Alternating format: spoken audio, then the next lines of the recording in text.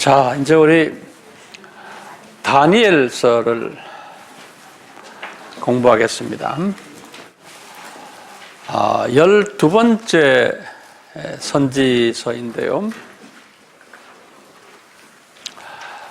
이 다니엘이 다니엘서를 쓰고 이분이 사역한 기간이 언제냐면 주전 605년에서 586이 훨씬 지나간 536까지, 그러니까 586 사건이 있은 후에 50년을 더 사역하신 분이, 그러니까 586 사건을 통해서 이분은 바벨론에 가서 바벨론에서의 삶을 살던 사람이, 그러니까 조금씩 이제 실제로 바벨론으로 간 사람의 이야기가 이제 이 다니엘이 드디어 여기까지 왔어요, 우리가요.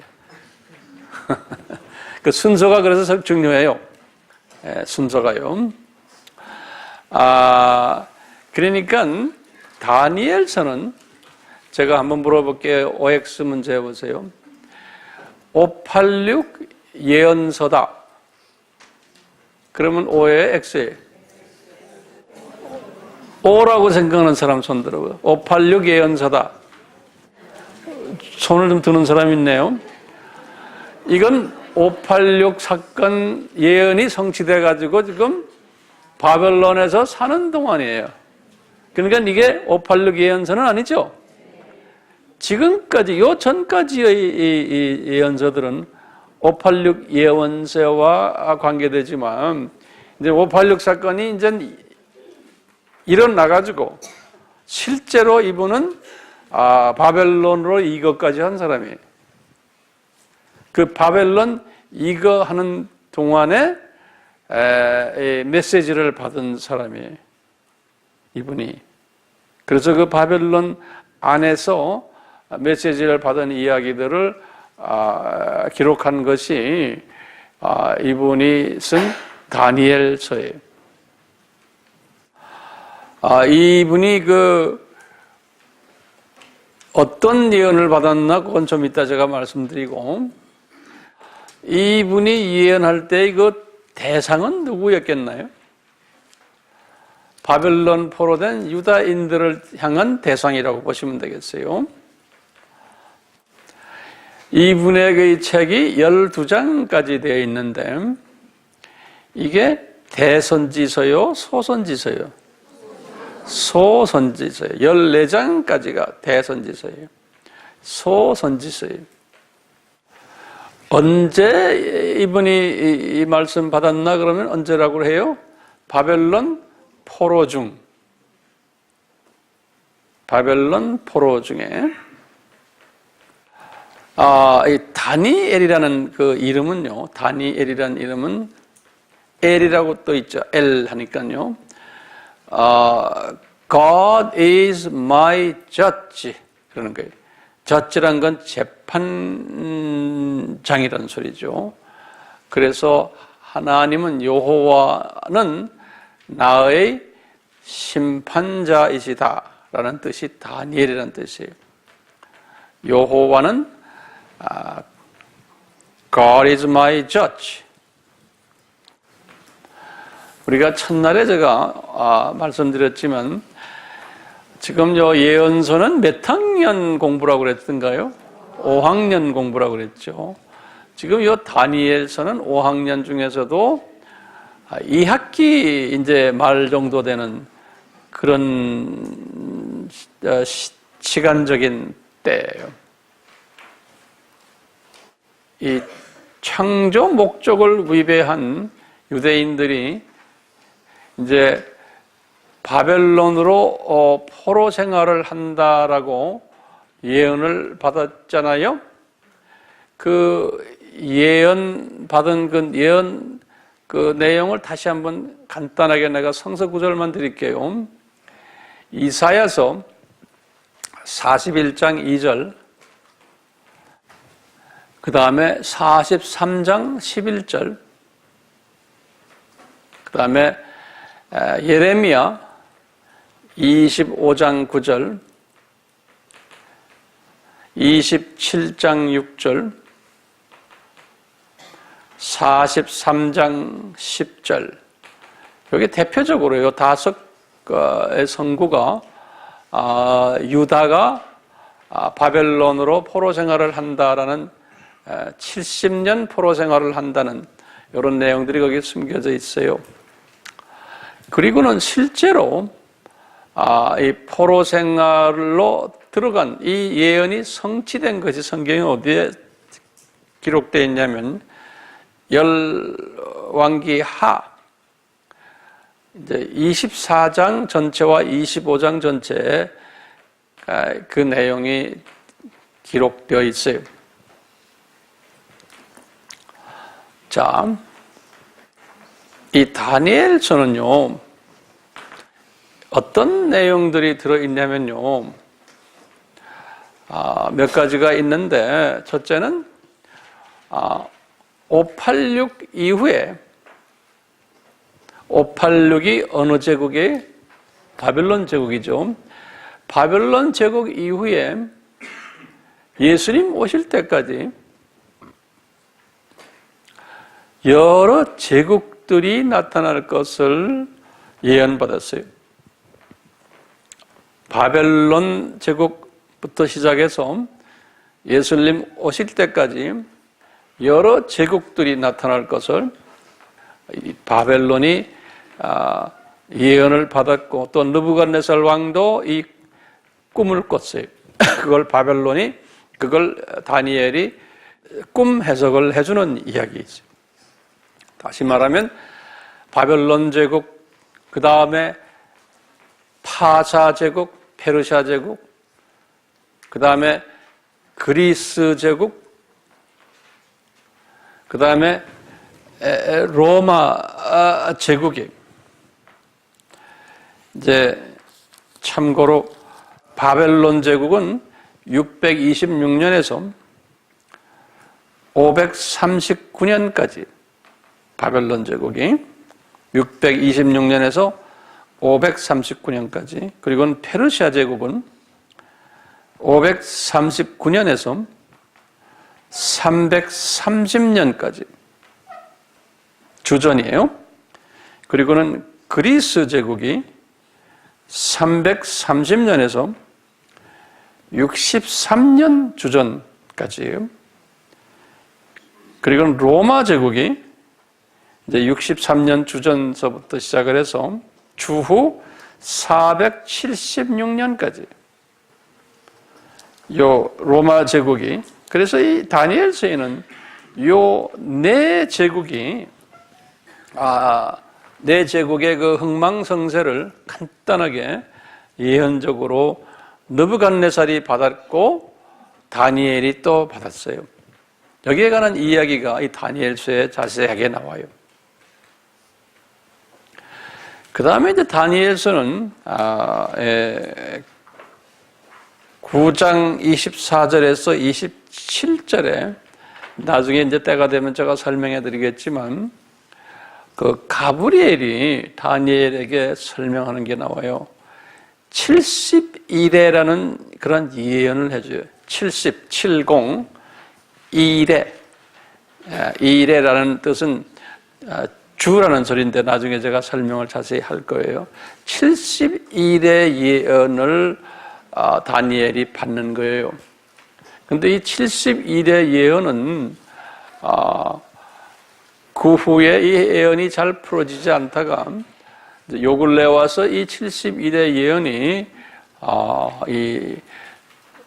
오늘날 우리의 이 시대와 연계가 돼가지고 이거 이제 해석을 지금 이런 해석 저런 해석을 하고 있어요. 그래서 제가 이제 이걸 설명 나중에 해드리겠지만 이 70일의 예언은 언제부터 예언이 이 시간적으로 이 예언이 시작되냐면요.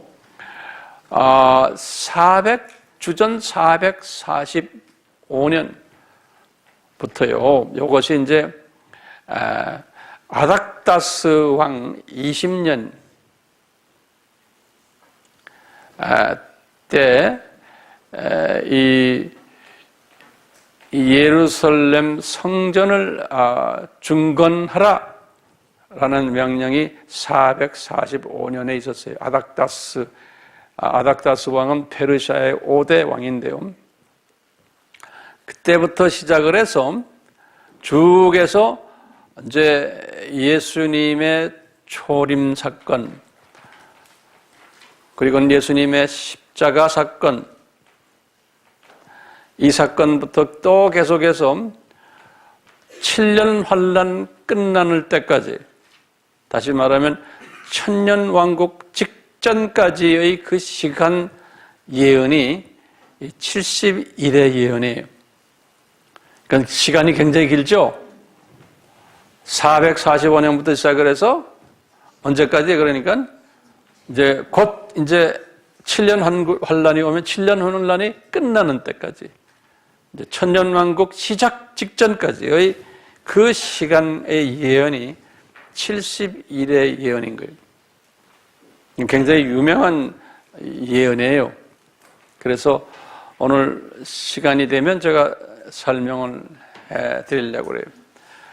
만약에 시간이 안 되면 다음으로 미루고.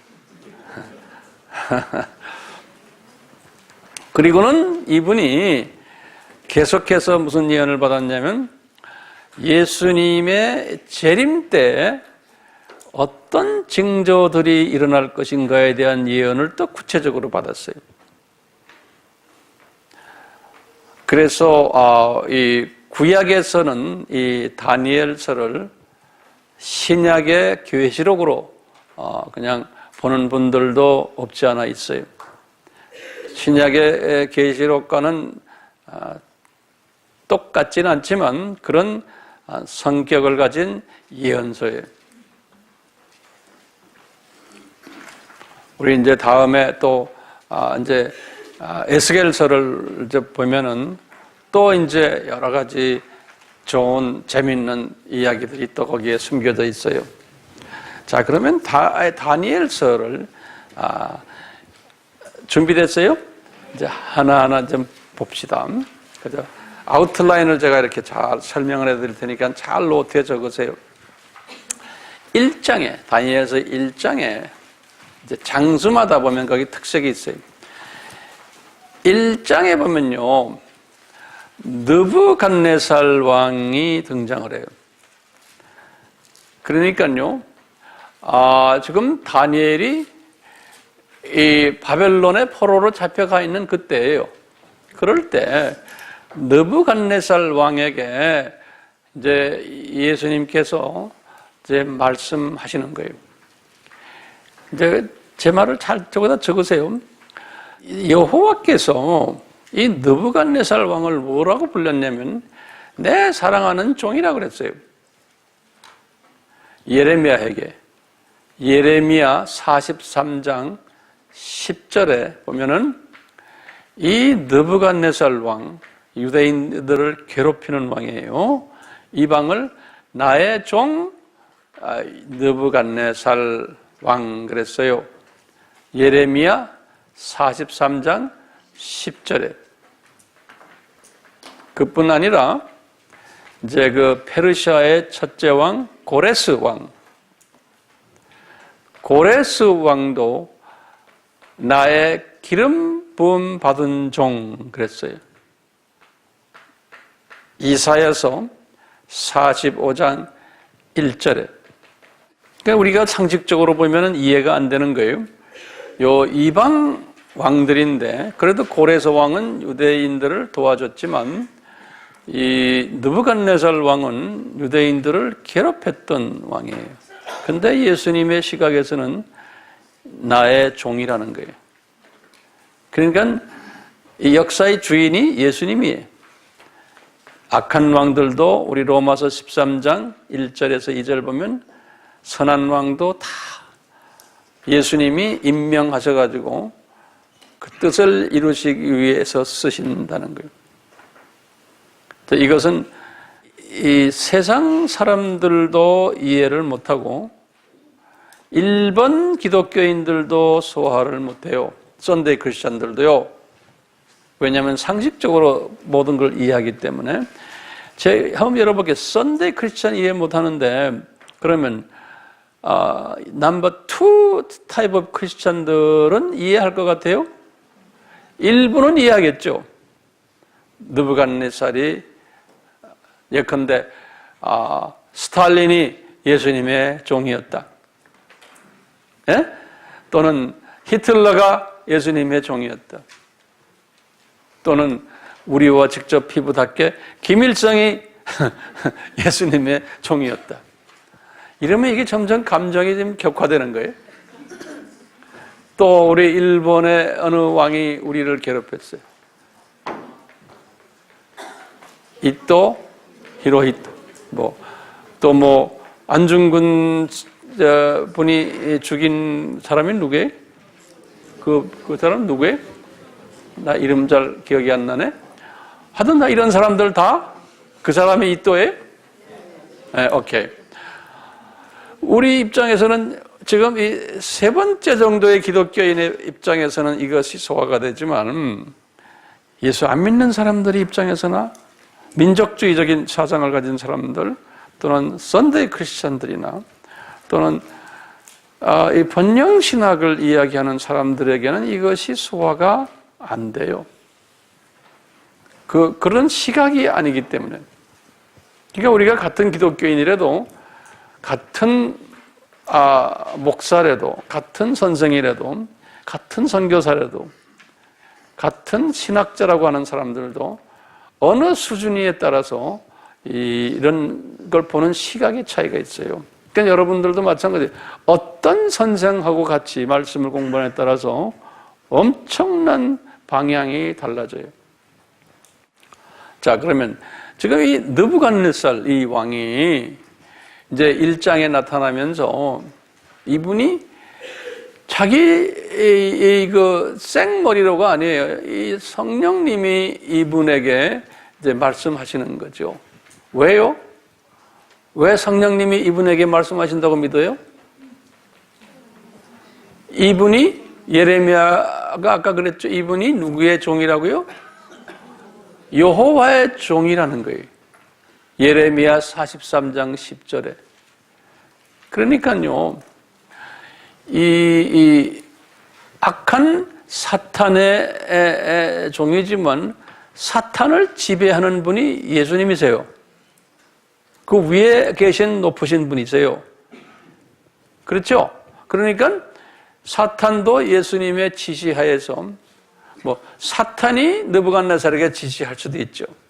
예수님의 지시 받아가지고. 예컨대 김정은이도 지가 아무리 까불어도 그 나쁜 옆에 나쁜 친구들이 옆에서 충고를 해도 그 사탄이 충고할 수 있지만 그 사탄을 위해서 컨트롤하는 분이 예수님이신 거예요. 역사의 주인이시기 때문에. 그렇게 말하면 악한 왕들 다 이제 그런 식으로 우리가 시각을 이런 식으로 보는 거예요. 여기까지는 제 말과 동의가 될 수 있어요? 이게 안 되면 제가 이게 설명이 잘 안 돼요. 여기 앉아 있는 분은 특히 지금 요 말과 저와 한 호흡을 가져야지만 이야기가 풀어져요. 자, 이 느부갓네살이 자기의 비서실장격인 사람 이름이 환관장이라고 한국말로 돼 있어요. 환관장. 우리 식으로 말하면 비서실장이라고 보시면 되겠어요. 이 사람 이름이 나와요. 아스부나스. 이제 우리 다니엘서 1장 열어놓고서 1장에 보면 그분 이름이 나올 때 이렇게 줄을 그어놓으세요. 다니엘서 1장에 보시면 1장 1절에서 7절에 있는 이야기를 제가 지금 쉽게 설명해 드리는 거예요. 아스부나스 나와요? 네, 거기다 줄을 그어놓으세요. 아스부나스 환관장이라고 그러면 비서실장 정도로 보시면 되겠어요. 이 사람에게 이 느부갓네살 왕이 갑자기 명령을 내리는 거예요. 무슨 명령을 내리냐면 여기 지금 노예로 와 있는 이스라엘 사람들 중에서 왕족 출신들, 귀족 출신들 이스라엘의 유다 지방, 유대 민족 귀족 또는 왕족 출신 중 몇 사람을 이제 이렇게 눈여겨 보라는 거예요. 그 중에 자녀들 중에 젊은 사람들 중에서 흠이 없고 아주 아름답고 모든 재주가 통달하고 지식이 있고 학문에 익숙하고, 그래서 이런 사람들을 뽑아가지고 왕실에, 지금 느부갓네살 왕실에 데리고 있을 소년을 뽑아가지고 데리고 오라는 거예요. 누구에게? 아스부나스에게 이렇게 명령을 하는 거예요. 그러니까 아스부나스에게 명령하면서 그런 게, 이런 사람들을 데려와서 3년간 갈대아 사람의 학문과 그다음 바벨론 학문과 바벨론 언어를 가르쳐서 이 느부갓네살 왕의 수종자들이 되도록 훈련시키자는 거예요. 이렇게. 그래가지고, 그러니까 왕족 출신 똑똑하고 지혜가 있는 귀족 출신들 그렇게 뽑아라는 거예요. 그래서 3년간 훈련시키자는 거예요. 1, 2년도 아니고. 그래서 이제 이 아스부나스가 수소문해서 4명을 뽑았어요. 4명을. 그 4명 뽑았는데, 그게 이제 히브리 말로 된 4명이에요. 그게 다니엘, 그 다음에 하나냐, 그 다음에 미사엘, 그 다음에 아사랴. 다니엘, 하나냐, 미사엘, 아사랴. 그 4명 나오죠, 이름이요? 그 4명을 똑똑한 청년들을 뽑아가지고 데려와서 환관장이 자기네가 이제 이 사람들을 사용하기 위해서 이름을 유대 이름에서 이제는 바벨론 이름을 바꿔버린 거예요. 이름을 바꿔버렸어요. 그래야 이제 일이 시작이 되니까. 그래서 다니엘이라는 이름을 벨드사살이라 이제 바꾸고, 하냐냐는 사드락이라고 바꾸고, 미사엘은 메삭이라고 바꾸고, 아사랴는 아벤느고라고 이름을 바꿨다. 이렇게 이제 다니엘이 기록했어요. 거기 이제 1장 1절에서부터 7장까지의 스토리예요. 그래서 우리가 그 이름들 항상 입에 오르내리죠. 벨드사살 하면 다니엘이고, 그 다음에 그 세 청년 이름을 우리가 항상 그러죠. 사드락, 메삭, 아벤느고. 항상 이 입은 붙어 있죠. 사드락, 메삭, 아벤느고. 그럼 이게 어느 나라 이름이에요? 바벨론 이름이에요. 바벨론 이름. 그리고는 이제 계속해서 이제 1장 9절에 이런 말을 써놨어요. 다니엘이 이렇게 뽑혔는데, 이 4명들 중에서 다니엘이 특별히 이 환관장으로부터 은혜와 긍휼을 얻게 되었다 그랬어요. 그래서 보면 참 표현이, 이 자기가 모시고 있는 상관에게서 은혜를 받고 긍휼을 받는 것이 대단히 중요한 것을 알 수 있어요. 윗사람에게서요. 1장 9절에 그렇게 표현했어요. 그리고는 이제 1장 17절에 보시면 이제 여호와께서 이 다니엘에게 지식도 충만케 하시고 모든 학문도 충만케 하시고 재주도 명철도 이상이란 건 비전이에요. 비전. 그 다음에 몽조란 건 드림이에요. 이 은사까지도 주셨다 그랬어요. 그러니까 이 청년은 특별히 은총받은 분이세요. 귀족 출신에다가 지식과 학문이 투철했고 재주도 있고 탤런트도 있고 명철도 있고 비전을 가지고 드림도 가지고 이런 것을 다 판매되면 비전이 오고 꿈도 꾸고 하는 이런 특별한 은총을 받은 사람이 다니엘이었다. 이렇게 17절에 기록해 놨어요. 거기다가 이분이 다니엘이 이 느부갓네살 왕의 특별한 호의를 받았다 그랬어요. 호의라는 것은 페이버죠. 웬만큼 그냥 일방적인 페이버를 주는 거예요. 뭐 웬만큼 잘못해도 그냥 눈 감아주고 항상 이 다니엘에게 그렇게 했다는 거예요. 그러니까 이제 우리 예수님께서는 이제 다니엘을 사용하셔서 이제 그 숨겨놓은 예언의 말씀을 주실 터인데, 이 예언의 말씀이 느부갓네살에게 꿈을 주셔가지고 그 꿈을 해석하는 과정 속에서 앞으로 이제 일어날 이 네 제국에 관한 이야기를 이제 앞으로 계획하셨는데, 그러기 위해서는 느부갓네살 왕의 사랑을 받고 인정을 받아야 되기 때문에 하나님이 이렇게 다 만들어 놓은 거예요.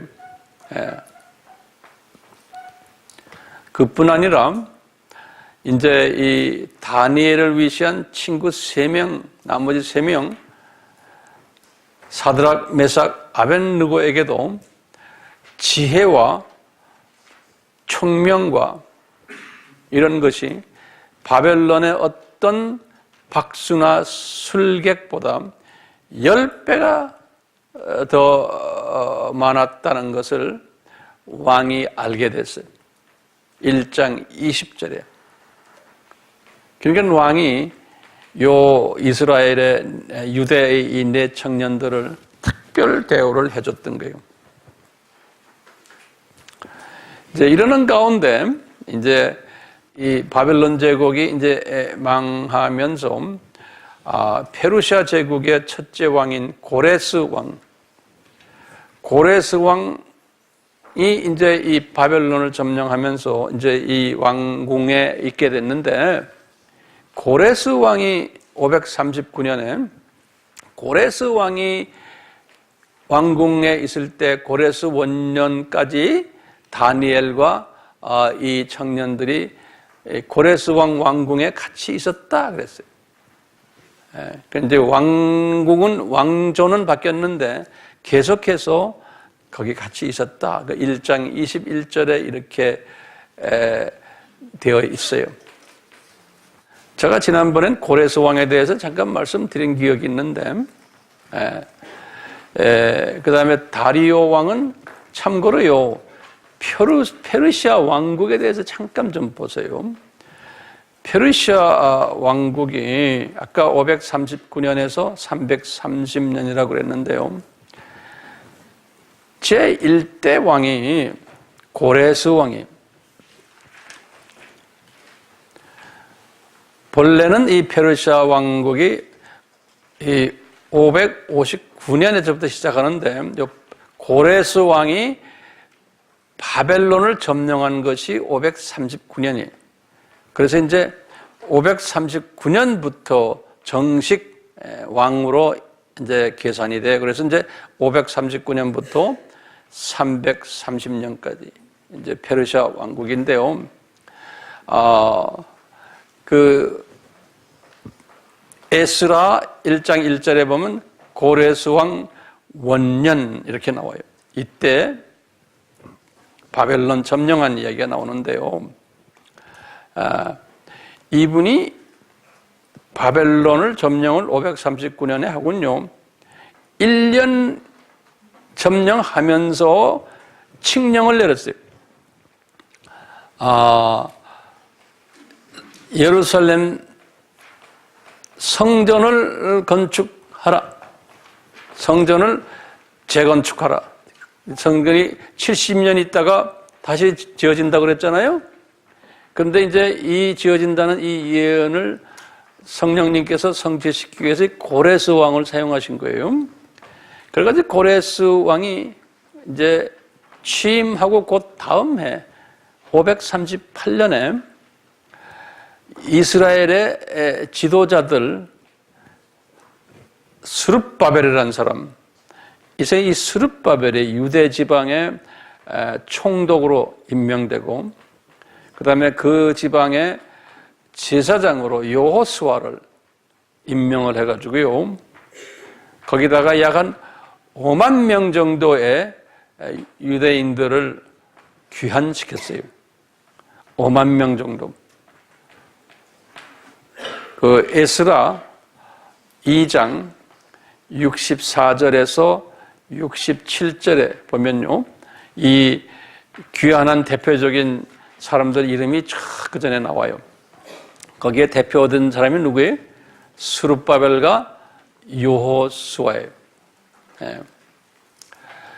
그래가지고요, 이분들이 이제 예루살렘에 도착해가지고 2년 후에 536년에 건축을 이제 했는데요.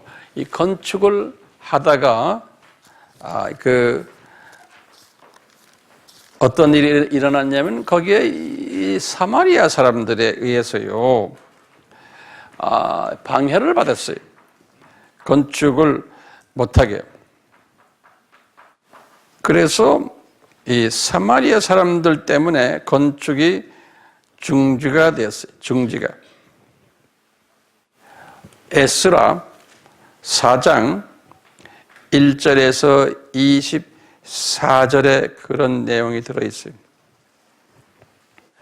그러니까 고레스 왕 때 건축을 계속하지를 못했어요. 요 내용들을 여러분들이 아셔야지만 그 다음에 성서가 하나하나 해결이 돼요. 그렇기 때문에 제가 이렇게 역사적인 사건을 가르쳐 주는 거예요. 그러다가 이제 네 번째 페르시아 왕이에요. 다리오 왕이라고 그래요. 다리오 왕 1세예요. 이 사람이 521년에서 486년까지 재임한 왕인데요. 이 사람이 왕이 되자마자 성전을 건축 중단됐던 것을 계속 건축하도록 명령을 내렸어요. 520년에. 그 520년이 성전을 건축을 다시 시작한 거예요. 520년에. 그 요 횟수들, 내가 드린 횟수들을 잘 기억하세요. 그 다음에 가로 열고, 이제 에스라 3장 8절에 거기에 기록되어 있어요. 그래가지고 516년에 정확하게 70년 후에요. 516년이 586 빼기 70하면 516이죠? 거기다 쓰는 586 빼기 70하면 516이 정확하게 516년에 다리오 왕 6년에 건축이 완료됐어요. 제2 건축이, 제2성전이요. 에스라 6장 15절에 그렇게 기록이 되어 있어요. 에스라 6장 15절에. 그리고는 봉헌식을 했어요. 건축 봉헌식. 에스라 6장 19절에 보면 이때 이분들이 6월절을 지켰다라고 기록을 했어요. 6월절을 지킨 거예요. 여기 이제 이스라엘 사람들과 페르시아 사람들과의 관계예요. 근데 조금 더 제가 말씀드려야 돼요. 이 역사의 이걸 흐름을 알아야지만 성경이 이제 특히 다니엘서가 해석이 돼요. 자, 그 다음에 계속해서요. 지금 아까요. 1차 귀환한 사람들이 몇 명이라고 그랬어요? 5만 명이에요. 근데요. 약 한 100만 명 이상의 사람들이 다 디아스포라로 흩어졌는데 5만 명만 귀환한 거예요. 그 신기하죠? 그러니까요. 이게 하나님의 계획이거든요. 이때부터 시작을 해서 유대인들 또 722년 때에 북이스라엘 사람들도 아수르 쪽으로 간 사람들도 마찬가지로 본국에 귀환 온 사람들은 소수였어요. 그리고 대부분이 디아스포라로 남아서 중동 지역을 그 지역에 흩어져서 살게 된 거예요. 그게 하나님의 계획이죠. 그러니까 나중에 이 후손들이 오순절 때 우리 기억나죠? 15개 나라의 언어를 사용했다고 그랬죠. 기억나시죠? 오순절 때? 예. 이 디아스포라들을 하나님이 이 722년부터 시작을 해서 586 이때부터 또 계속해서 하면서 이 외국에다가 다 보내놓고는 나중에 보니까 이분들이 페르시아 제국에서도 바벨론 제국에서도 살고 페르시아 제국에서도 살고 또 그리스 제국에서도 살고 나중에 로마 제국에서도 살고 하면서 완전히 국제화가 된, 그러니까 흩어져서 로마 제국에도 여러 군데 북아프리카, 중동, 유럽까지 흩어져서 사는 유대인들이 된 거예요. 왜 그럴까요? 그러면 우리가 이제 선교적으로 뭐예요? 오순절 때 딱 보니까 15개의 언어를 쓰는 사람들이 모여든 거예요. 왜? 이분들에게 7절기를 지키기 위해서는 이분들이 예루살렘의 7절기, 최소한 3대 절기를 지키기 위해서 특히 유대교를 잘 믿는 사람들은 이 예루살렘을 방문해야 되는 거예요. 멀리 살아도. 그래서 그 방문 왔던 유대교의 성향이 강한 사람들이 몇 명이 복음화가 됐어요? 3,000명이. 기억나시죠? 예. 그건 상당한 숫자거든요. 근데 15개 나라에서 온 3,000명이 복음화가 됐다는 것은 그분들로 하여금 나중에 복음의 다리 역할을 하는 일을 한 거예요. 그러니까 이 로마 제국을 복음화시키기 위해서 하나님께서 722년 사건을 사용하셨고 586 사건을 사용하셔서 디아스포라를 많이 만들어내서 오랫동안 그 문화권에 살게 하시고 그 언어권에 살게 하신 다음에 유대교의 그 자기의 모국 그 문화와 모든 가르침을 따르게 하면서 두 문화권 사람이 되게끔 한 거. 그래서 우리도 마찬가지거든요. 고려인들 하나님이 그렇게 훈련시키시고 조선족들 훈련시키시고 일본의 우리 제일교포도 이렇게 훈련시켜서 그 문화권 사람들 되게 하는 데는 오래 걸리고 언젠가는 주님이 우리와 연계돼서 이제 지금도 계속해서 지금 사용하고 있지만 앞으로도 계속해서 그소위 디아스포라들을 하나님이 사용하실 거예요. 이게 하나님의 방법이거든요. 네. 그러니까 이제 다시 제가 여쭤봅니다. 이 유대인 디아스포라가 언제부터 시작이 됐다고 우리가 볼 수 있어요? 722. 그 다음에 586. 그래서 보면 분명히 지금 에스라가 볼 때 1차 귀환한 사람들이 많아야 약 5만 명인 거예요. 참 신기하죠? 예, 요 5만 명이에요. 에스라서 2장 64절부터 67절에 2장 전체가 그 명단들이 나와요. 누구 왔다는 거예요. 요 내용이 느헤미야 7장 66절 69절에 또 다시 느헤미야에게도 말씀하셨어요. 5만 명 사건을요. 여기 두 번 5만 명 귀환했다는 이야기가 성경에 보면 느헤미야 7장 66절에서 69절에도 나오지만 제가 처음에 에스라 2장 64장 67절 64절 67절까지 나오면 돼요. 자, 이렇게 했는데요. 이제 그러다가 2차 귀환이 있는 거예요. 2차 귀환. 이제 이 바벨론에서요. 1차 귀환이 약 한 5만 명이었잖아요. 2차 귀환은 이제 에스라 7장 1절에서부터 8장 20절까지 쭉 되어 있는데요. 이 2차 귀환은 어느 임금님이 명령을 내렸냐면 지금 6대 왕이, 아까는 다리오 왕이었죠. 처음엔 아니 고레스 왕이었죠. 고레스 왕이 이렇게 이제 했는데 그 1대 고레스 왕이, 근데 6대 왕 이름이 6대 왕이 아닥다스라는 왕이 6대 왕이에요. 5대 왕은 아하수에로라는 왕이에요. 근데 이제 6대 왕은 아닥다스 왕이라 그래요. 아닥다스 왕은 465년에서 424년이에요. 참고로 5대 왕은요, 아하수에로 왕인데, 5대 왕은 아하수에로 왕, 이거 5대인데요. 다리오 왕 다음에 486에서 465인데요. 요 왕은 뭐로 유명했냐면 에스더를 왕후로 만든 분이에요.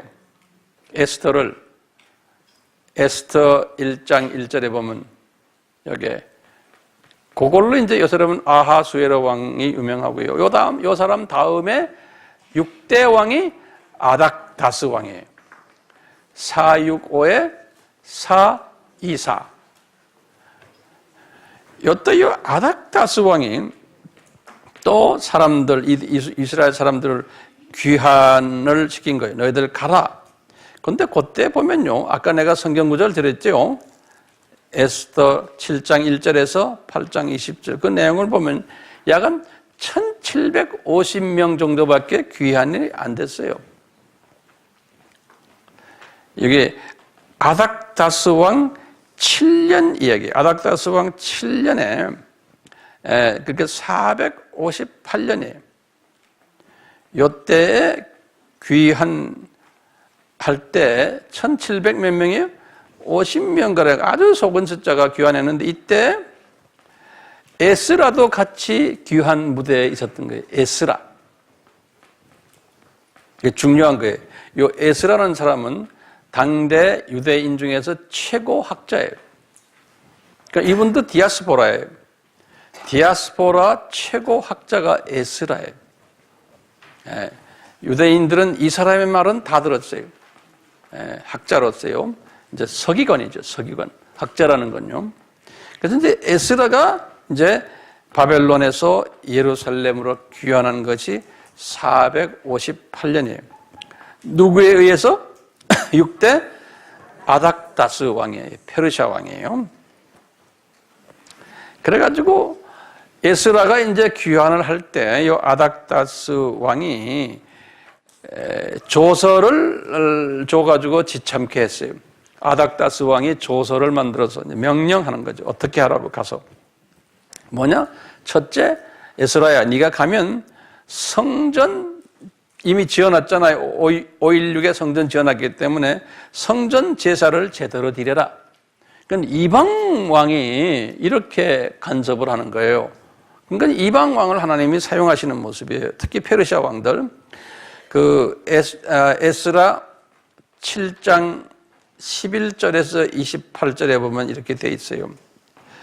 그리고는 에스라야, 네가 돌아가서 율법책을 열심히 읽고는 가르쳐줘라 그러는 거예요. 요거는 에스라서에는 안 돼 있고 느헤미야가 요걸 써놨어요. 느헤미야 8장 1절에서부터 12절. 제가 지금 이런 책들을 다 내가 이제 연구를 하면서요, 종합을 다 해가지고 여러분들에게 정리해서 지금 이렇게 노란자만 드리는 거예요. 예? 예. 이걸 정리하려면 머리가 하얘져요. 자, 그러니까 쉽게 받지 마세요. 그래가지고는 에스라가 이제 가르쳤어요. 예루살렘에 들어가서 가르치면서 특히 이 말씀 가르치면서 이분이 뭘 강조했냐면 그 당시에 이스라엘 사람들이 이방 여자들과 결혼한 사람이 많았어요. 그래서 혼혈 결혼을 이제 금지해라. 그리고 뭐 그런 여자들까지 이방 여자들도 이제 다 고향으로 보내버려라. 그 다음에 11조 제발 좀 제대로 내라. 그 다음에 안식일을 잘 지켜라. 이게 이제 느헤미야 13장 1절에서 31절에 그 내용이 쫙 적혀 있어요. 이때 에스라가 이제 예루살렘으로 귀환할 때 동행했던 사람들이 몇 사람이 있어요. 그 내용이 쭉 어디에 나오냐면 에스라 8장 1절에서부터 14절에 나와요.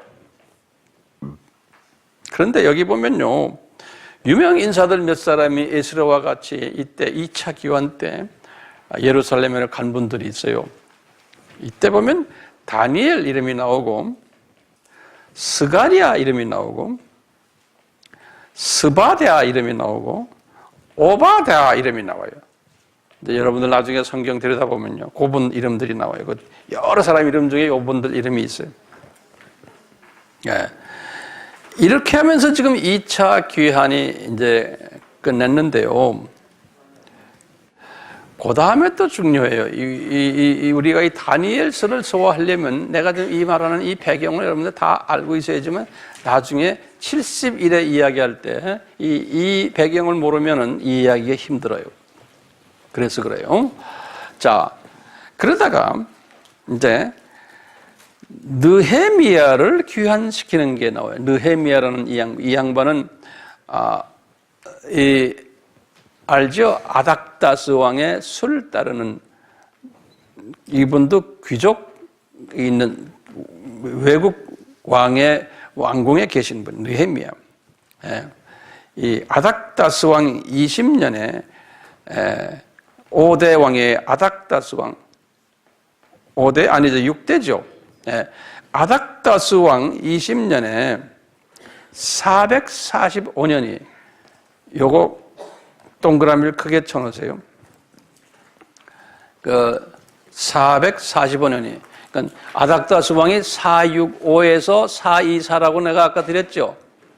그러니까 아닥다스 왕 20년은 445예요. 이게 아주 중요한 횟수예요.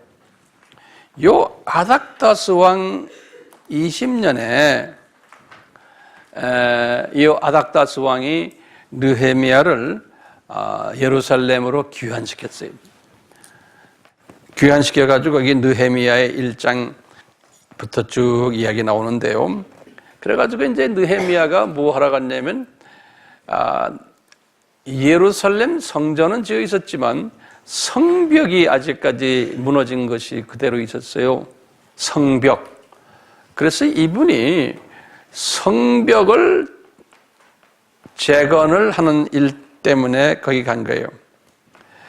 근데 52일 만에 성벽을 완공시켰어요. 굉장히 빠른 시일 내에. 보면요, 약 한 5만 명이 동원됐다고 그랬어요. 그러니까 그다음 5만 명이라는 건 어디서 온 사람들이겠어요? 아까 1차 귀환 때 온 분들 있잖아요. 그래서 총 집결해가지고 52일 만에 라는 건 느헤미야 6장 15절에 보면 나와요. 그리고 약 5만 명이 참가했다는 건 느헤미야 7장 66절에서 69절에 보면 이 이야기가 나와요. 나중에 이제 보겠지만요, 요 445년이 왜 중요하냐면요, 지금 다른 건 다 잊어버리더라도 516년은 기억나죠? 516년은 누구에 의해서요? 1차 귀환 그룹들에 의해서 516년 뭐가 지어졌어요? 성전이 재건됐죠. 그래요? 516년? 성전 제국이 516년 기억나시죠? 다리오 왕 6년에. 그래서 그건 516년 기억하시고, 그다음에 성전만 지어졌지만 그게 예루살렘이 온전하게 된 게 아니에요. 예루살렘이 온전하게 되려면 성전 벽까지도, 성벽이 다 재건이 돼야지만 예루살렘이 온전하게 됐다고 보는 거예요. 요 표현 여러분들 잘 알아셔야 돼요. 그러니까 예루살렘이 온전하게 되려면은 성벽이 완공돼야 되는데, 그것이 지금 누구에 의해서? 느헤미야에 의해서 몇 년에? 445년인 거예요. 그러니까 이 445년이 무슨 해냐면 성벽만 완전히 된 게 아니고 예루살렘이 온전하게 된 거예요. 586에는 이 성벽과 성전이 무너졌잖아요. 586에. 그렇죠? 이건 586 사건을 완전히 회복시킨 것이 몇 년에? 445년인 거예요. 그래서 예루살렘 회복하면은 요 말인 거 445년이에요. 요거 잊지 말아주세요. 나중에 우리가 이제 72대 나올 때 요 숫자를 우리가 알고 있어야 되는 거예요.